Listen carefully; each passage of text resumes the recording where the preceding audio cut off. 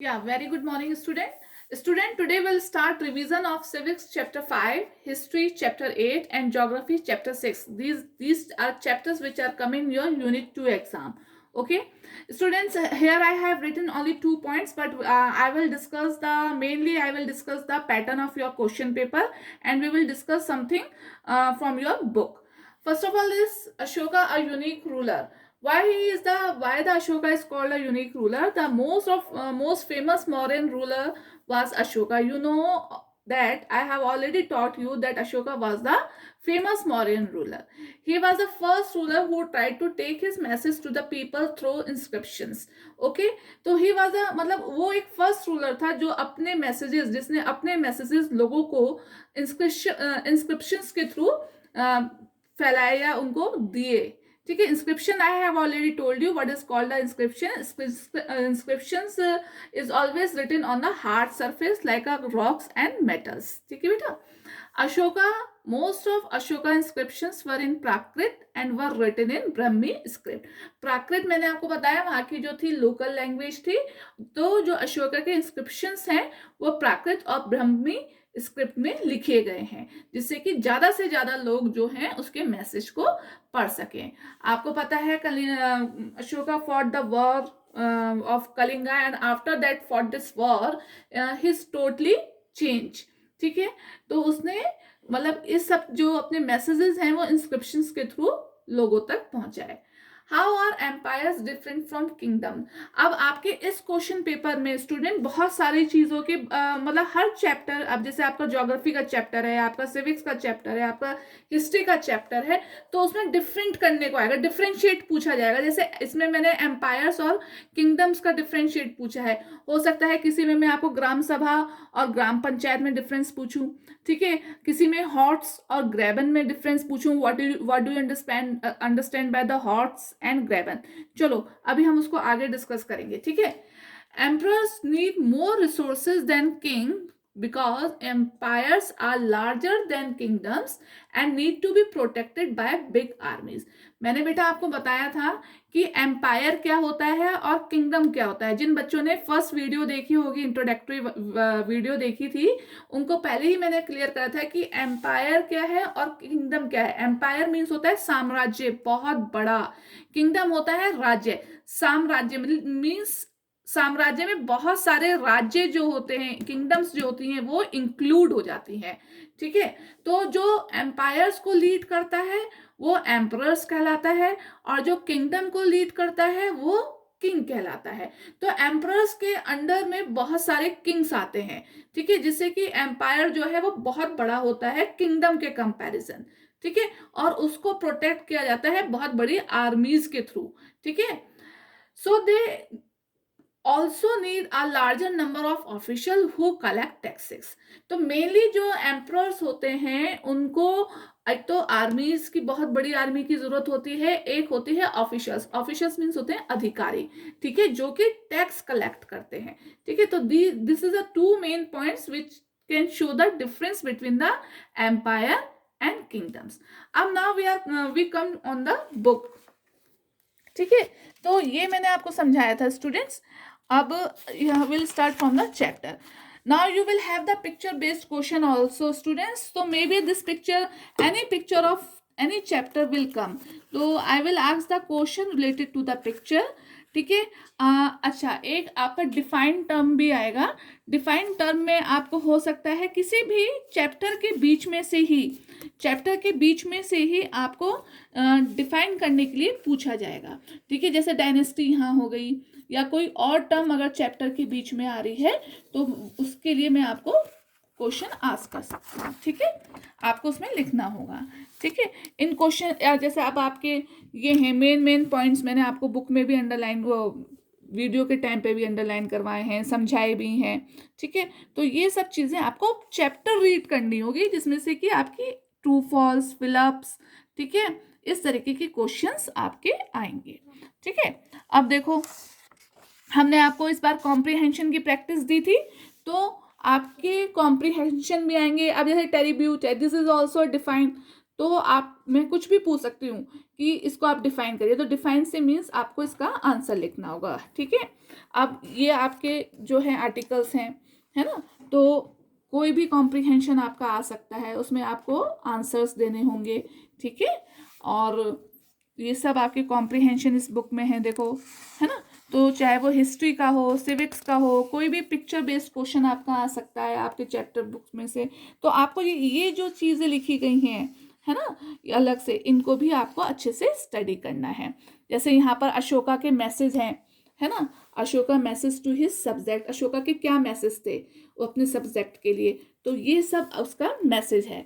जैसे मैसेज क्या दिया था उसने अपने सब्जेक्ट्स को, उसने मैसेज दिया था कि आप क्या करो, treating all creature with compassion, है ना, रेस्पेक्टिंग वंस एल्डर, ठीक है, अपने से बड़ों को आदर दो, रेस्पेक्ट दो, है ना, being gentle with slaves and servants, slaves और सर्वेंट के साथ अच्छा व्यवहार करो, ठीक है। हर क्रीचर मीन्स को हर किसी के लिए अपने मन में दया की भावना रखो।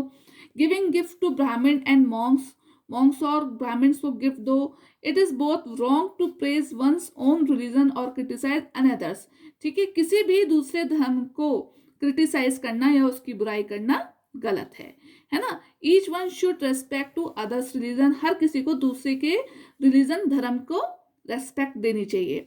If one praise one's own religion while criticising another, one is actually doing greater harm to one's own religion. Means उसने कहा कि अगर कोई अपने धर्म की प्रशंसा कर रहा है और दूसरों के बारे में उसकी आलोचना कर रहा है, क्रिटिसाइज कर रहा है, तो ये सबसे बड़ा, अपने आप को ही वो सबसे बड़ा चोट पहुंचा रहा है, ठीक है। तो इस तरीके से आपके क्वेश्चंस कहीं से भी आ सकते हैं, ठीक है। तो आपको अच्छे से अपनी चैप्टर रीड करने होंगे स्टूडेंट्स, ठीक है। आपको कोई भी पिक्चर बेस्ड क्वेश्चन आ सकता है, उससे रिलेटेड आपसे क्वेश्चन पूछे जा सकते हैं, जैसे लास्ट टाइम एग्जाम में आया था, ठीक है। अब देखो आपका हम ज्योग्राफी के चैप्टर को भी स्टडी करते हैं थोड़ा सा, है ना।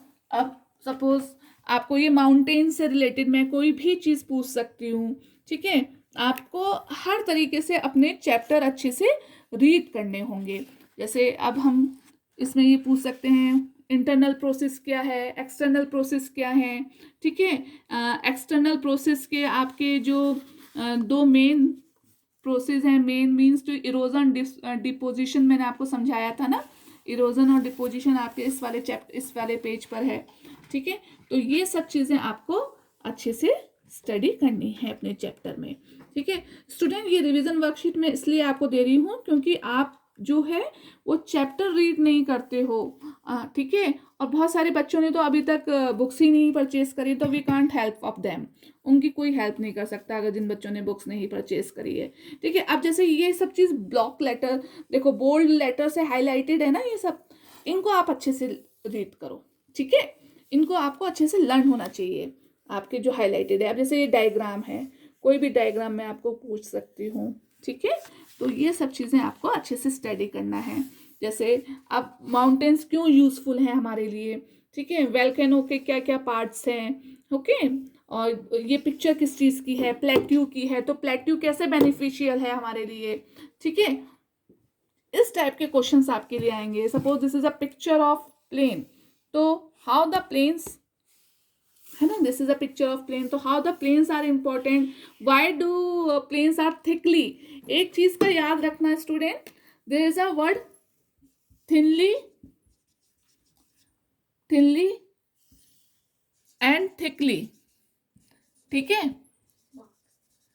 ये दो वर्ड एक से ही लगते हैं।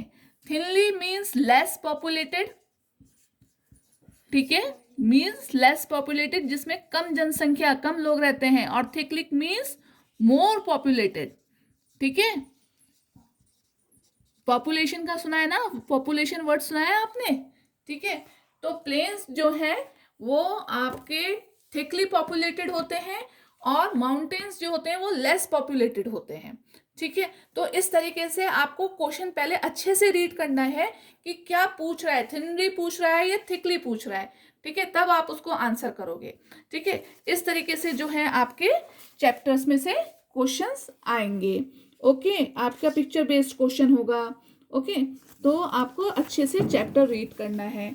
नाउ अब हम चैप्टर 5 सिविक्स के बारे में देखते हैं थोड़ा सा स्टूडेंट, है ना। जैसे ग्राम सभा है, what is called a gram sabha, what is called a gram panchayat, है ना। Who is secretariat of the gram sabha, secretariat के क्या फंक्शंस होते हैं, क्या काम सेक्रेटरीट करते हैं। तो जो आपके ये कॉलम्स में जो आपकी मेन है वो है ना, लाइन से आप उनको रीड करो अच्छे से। सरपंच कौन है ना। सेक्रेटरी की जो वर्किंग होती है वो क्या होता है, ग्राम सभा का सेक्रेटरी क्या होता है, ठीक है, उसका क्या वर्क होता है। इस तरीके से आपको चैप्टर के बीच में से ही क्वेश्चंस मिलेंगे आपके, ठीक है। आपके ट्रू फॉल्स हो गए, आपके क्या कहते हैं एमसीक्यूज हो गए, ठीक है, और फिलअप्स हो गए, वो सब आपको चैप्टर के इसमें से ही आएंगे, ठीक है स्टूडेंट्स। तो जैसे main sources of fund for the panchayat, panchayat के मेन सोर्स क्या हैं फंड के, या फिर ग्राम पंचायत के वर्क क्या क्या हैं, ठीक है। तो इस तरीके के क्वेश्चंस मैं आपको पेपर में दूंगी। तो आपको अपना पूरा चैप्टर रीड करना है, ऐसा नहीं है कि सिर्फ आपको जो पर्टिकुलर आपको वर्कशीट पहुंचाई हुई है आप उनको स्टडी करोगे। अच्छा, now we will discuss the pattern of question paper. अब हम अपने पैटर्न पर आ जाते हैं क्वेश्चन पेपर के, ठीक है। क्वेश्चन पेपर के पैटर्न कैसा होगा, तो फर्स्ट आपका आएगा कॉम्प्रीहेंशन, ठीक है। एक नया मैंने आपको क्वेश्चन डाला है इसमें, कॉम्प्रीहेंशन, इट कैरीज 2 मार्क्स, ठीक है। अब now I will give you 2 questions, तो 1 क्वेश्चन फॉर 1 मार्क्स। इफ अगर आप एक क्वेश्चन आपका सही है और दूसरा आंसर आपका रॉन्ग हो गया तो you will get only 1 marks, okay. Then this is your defined terms, this is also new for you. Defined terms या डिफरेंशिएट, डिफरेंस क्रिएट करना है, डिफरेंस बताना है आपको, ठीक है। ये चीज आएंगी, तो ये भी आपके कितने मार्क्स कैरी करते हैं, 2 मार्क्स कैरी करते हैं, ठीक है। अगर डिफरेंस पूछा है तो एटलीस्ट आपको 2 पॉइंट्स लिखने हैं, ठीक है। ये नहीं कि आपने एक एक पॉइंट लिख के छोड़ दिया। क्लास 6 आप ये बहुत करते हो, ठीक है। आप क्वेश्चन का ये नहीं देखते कितना मार्क्स कैरी कर रहा है क्वेश्चन, आपका कंटेंट जो है बहुत कम रहता है। क्लास 5 के बच्चे आपसे ज्यादा अच्छा लिखते हैं, ये मैं आपको पहले भी बता चुकी हूँ। आप लोग बहुत एक लिमिटेड लाइन में आंसर फिनिश कर देते हो। अगर आप लिमिटेड लाइन में फिनिश करोगे तो मैं आपको लिमिटेड ही नंबर दूंगी इस बार, ठीक है। Marking very strict right now this time, okay. I will not give you any extra marks. तो अगर आपका 2 नंबर का क्वेश्चन है तो एटलीस्ट 2 और 3 लाइन्स आपकी उसमें होनी चाहिए। इस चीज को आप अच्छे से ध्यान रखिए, ठीक है। Then your true false. अब मुझसे बहुत सारे बच्चे पूछते हैं मैम करेक्ट स्टेटमेंट भी लिखना है, how many time I will teach you कि आपको करेक्ट स्टेटमेंट लिखना है, okay. And this will carry only 1 marks. अगर आप करेक्ट स्टेटमेंट नहीं लिखेंगे you will get half marks. इस टाइम बिल्कुल स्ट्रिक्ट मार्किंग करूंगी मैं। जिन बच्चों ने करेक्ट स्टेटमेंट नहीं लिखा होगा उनको मैं हाफ मार्क्स ही दूंगी, चाहे वो फेल हो या वो फिर पास हो, आई डोंट नो, ठीक है। Then this is fill in the blank. fill in the blank may be, this is for 1 marks, okay। if 2 blanks are here and is a 1 blank is correct and the second blank is wrong, you will get only half marks, okay। इस बार class 6 आप अच्छे से सुन लो, आपकी marking जो है वो बहुत hard है। 6th 5th में भी मैंने आपको पढ़ाया है, बट अभी वो कोरोना और ऑनलाइन के चक्कर में मैंने थोड़ी लूज मार्किंग करी थी, बट अब मैं यूनिट 2 और फाइनल्स में बिल्कुल भी लूज मार्किंग नहीं करूंगी आपके साथ, ठीक है। Then your MCQ, this is very easy for you, okay। it will carry only 1 marks, ठीक है। Then second and last one is picture based question। this time I have given a very easy questions to you, ठीक है। and this will carry only 1 marks, but question कितने होंगे इसमें question होंगे आपके 2, ठीक है। 1 मार्क्स का होगा लेकिन क्वेश्चन मैं आपको इसमें दूंगी 2। अगर आपका 1 क्वेश्चन सही है तो यू विल गेट हाफ, और if you are both the questions right you will get 1 marks, ठीक है। तो this is your total question paper pattern. Students मुझसे ये आप बिल्कुल मत पूछना कि मैम करेक्ट स्टेटमेंट लिखना है ट्रू फॉल्स के साथ। Every time in every exam I tell you कि you have to write correct statement. और बहुत सारे बच्चों ने अपनी हैबिट बना ली है लिखने की, लेकिन बहुत सारे बच्चे क्या करते हैं, नहीं लिखते हैं। हाँ, the last point is that long question answers, ये हम भूल गए थे, लॉन्ग क्वेश्चन आंसर्स आएंगे। It is carrying 3 marks. अब 3 मार्क्स का क्वेश्चन है तो आपको एटलीस्ट 3 to 4 लाइन्स लिखनी है। कितनी लाइन्स लिखनी है? 3 to 4 लाइन्स लिखनी है आपको। आप क्या करते हो, 1 लाइन लिख के छोड़ देते हो, रेस्ट खत्म। आप जितनी लाइन्स लिखोगे और सही आंसर लिखोगे तभी मैं आपको मार्क्स दूंगी, नहीं तो मैं आपके मार्क्स बिल्कुल कट कर दूंगी। This time I am very strict, I am telling you again and again, if you will not do your question paper properly you will not get your marks. आप fail होते हैं, आप fail हो जाओ, I don't care it. But अगर आपने मुझे full flash question नहीं करके दिए, शॉर्ट क्वेश्चन आंसर आएंगे 2 मार्क्स के, ठीक है। शॉर्ट क्वेश्चन आंसर्स आपके आते हैं कितने मार्क्स के? हमेशा 2 मार्क्स के, ठीक है। It contain 2 marks. At least 2 lines आपको इसमें लिखनी है, you have to write 2 lines, ठीक है।